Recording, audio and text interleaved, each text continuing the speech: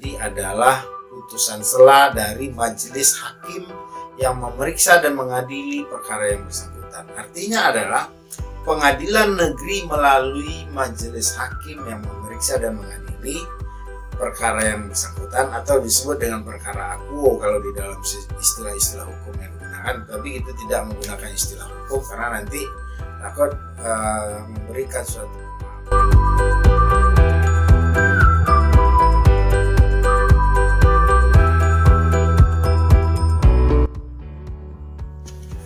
Assalamualaikum warahmatullahi wabarakatuh. Alhamdulillahirrahmanirrahim. Bersyukur kita kehadirat Allah subhanahu wa ta'ala atas segala nikmat yang sudah diberikan kepada kita selama ini di dalam mengarungi kehidupan dunia yang fana ini. Dan semoga saja nikmat yang sudah diberikan kepada kita diistiqomahkan oleh Allah subhanahu wa ta'ala hingga akhir hayat kelak, yaitu nikmat iman dan Islam.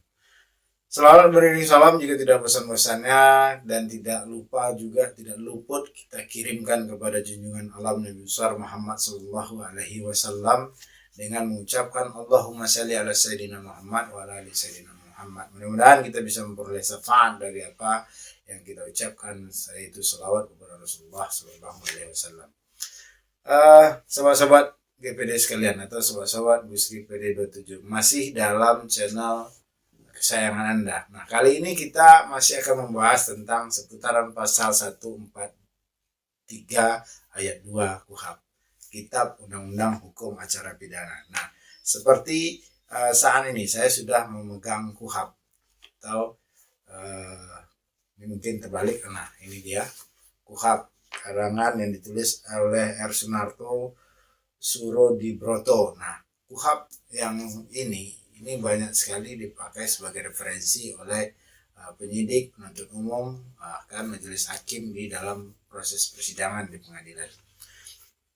Tapi kali ini kita tidak akan membahas KUHP secara komprehensif, karena kalau kita membahas KUHP secara komprehensif tentu saja tidak akan mencukupi durasi yang kita miliki, karena saya ingin mencoba memberikan suatu edukasi atau suatu pemahaman kepada masyarakat tentang ilmu hukum, khususnya tentang hukum pidana pada saat ini yang kita bahas. Nah, maka dalam rangkaian video YouTube yang ini saya memberi nama dengan judul Seri Hukum Pidana. Kenapa Seri Hukum Pidana? Karena seluruhnya akan saya bahas di dalam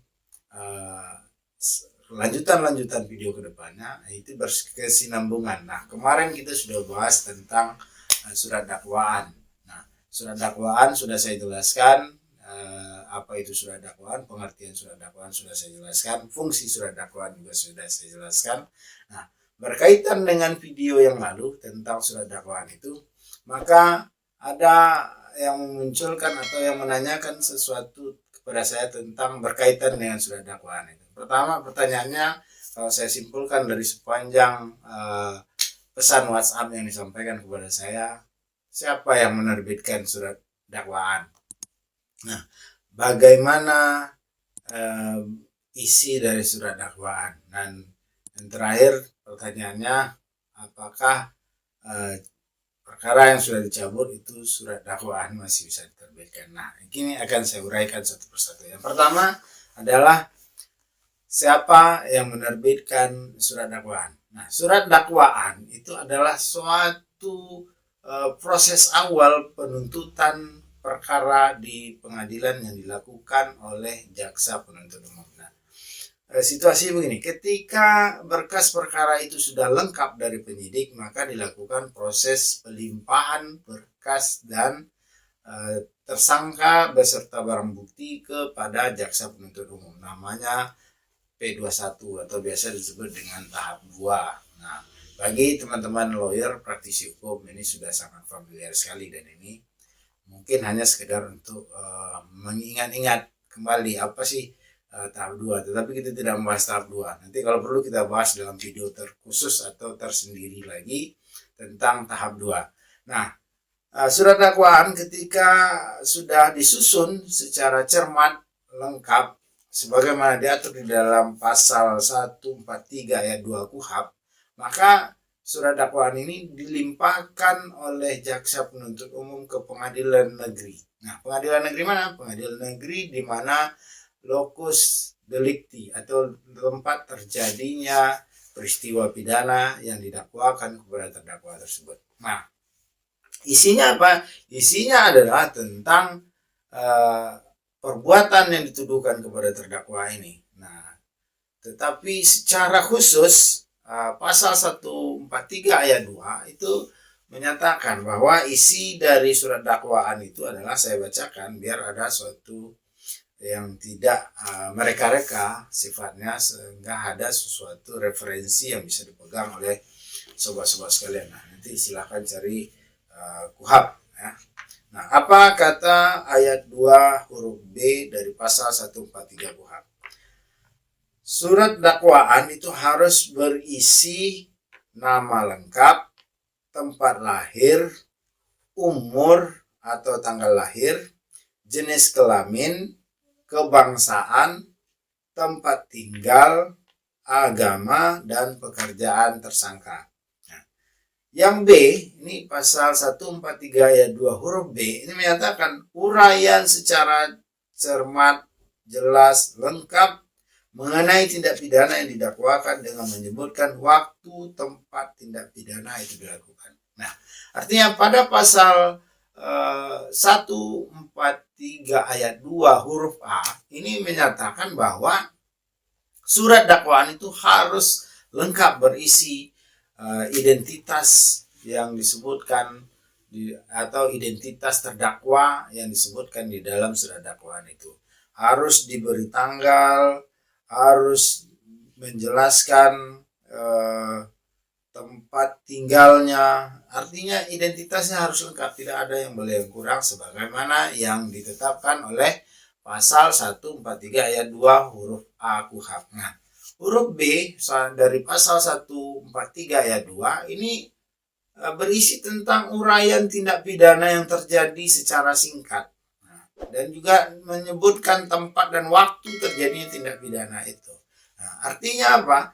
Ketika kedua ketentuan yang sudah ditetapkan oleh pasal 143 ayat 2 ini tidak terpenuhi, maka konsekuensinya adalah surat dakwaan itu batal. Nah, terkait dengan pertanyaan dari subscriber tadi, siapakah yang membatalkan? Nah, suatu persidangan itu ditentukan di pengadilan negeri A misalnya berdasarkan locus delicti dan tempus delicti terjadinya suatu tindak pidana. Sebagai contoh nyata kita ambil misalnya di pengadilan negeri Pekanbaru, diajukan kepada pengadilan negeri Pekanbaru suatu proses tindak pidana yang sudah lengkap, nah yang sudah dilimpahkan oleh jaksa penuntut umum. Nah, maka yang membatalkan dakwaan tadi adalah putusan sela dari majelis hakim yang memeriksa dan mengadili perkara yang bersangkutan. Artinya adalah pengadilan negeri melalui majelis hakim yang memeriksa dan mengadili perkara yang bersangkutan, atau disebut dengan perkara akuo kalau di dalam istilah-istilah hukum yang digunakan, tapi itu tidak menggunakan istilah hukum karena nanti takut memberikan suatu pemahaman yang kurang tepat kepada sobat-sobat yang mungkin awam di dalam hukum. Tetapi kita mencoba memberikan suatu suatu frasa atau suatu peristilahan hukum itu yang bisa dan gampang dicerna. Nah, maka itu tadi saya nyatakan bahwa yang membatalkan surat dakwaan itu adalah pengadilan negeri di mana perkara itu diperiksa dan diadili melalui majelis hakim yang memeriksa dan mengadilinya. Nah, bentuk pembatalannya ini diberikan dalam bentuk putusan sela. Nah, putusan sela ini akan keluar, akan terbit berkaitan dengan adanya eksepsi yang diajukan oleh penasihat hukum atau oleh terdakwa itu secara langsung. Nah, atau kombinasi kedua-duanya itu boleh-boleh saja.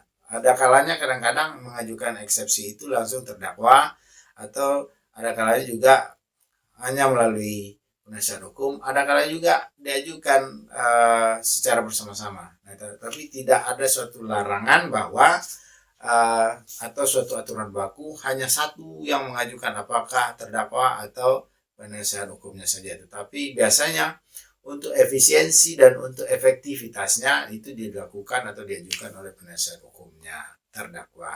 Nah, nanti putusan sela itu baru mempertimbangkan apakah surat dakwaan ini sudah sesuai dengan formalitas yang disyaratkan oleh pasal 143 ayat 2 atau tidak. Ketika surat dakwaan itu tidak sesuai dengan pasal 143 ayat 2, maka surat dakwaan tersebut harus dibatalkan atau batal demi hukum.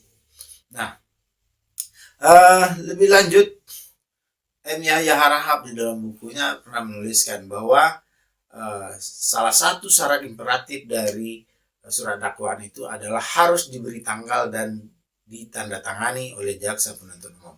Ketika surat dakwaan itu tidak ditandatangani dan tidak diberi tanggal, maka secara strict law, artinya secara ketegasan hukum itu tidak boleh dilanjutkan dan berimplikasi surat itu akan batal. Atau dalam pendekatan legal formalistic thinking, nah hal itu batal pendekatannya. Tetapi dalam pendapat lain menyatakan bahwa ini bisa dikategorikan kepada clerical error. Nah, tetapi saya pribadi itu harus dibatalkan. Nah, untuk sebagai suatu pedoman atau suatu acuan, ini kita bisa lihat misalnya dakwaan yang tidak cermat, tidak jelas, tidak lengkap harus dibatalkan atau dinyatakan batal demi hukum, itu berdasarkan atau dapat dilihat dalam jurisprudensi Mahkamah Agung nomor 808 garing K titik garing PIT garing 1984, yaitu tanggal 29 Juni 1985.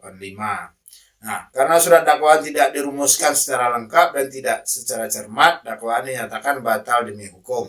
Nah, ini bisa dilihat dalam putusan Mahkamah Agung nomor 23 garing K garing mil garing 1985 tanggal 15 Februari 1986. Nah, pengadilan tinggi telah tepat dengan pertimbangannya bahwa tuduhan yang samar-samar atau kabur ini dinyatakan batal demi hukum. Bisa juga dilihat di dalam putusan Mahkamah Agung nomor 492 K garing KR garing 1981 tanggal 8 Januari 1983. Nah, terkait pertanyaan terakhir dari subscriber atau dari orang yang menonton video YouTube saya, nyatakan apakah ketika perkara sudah dicabut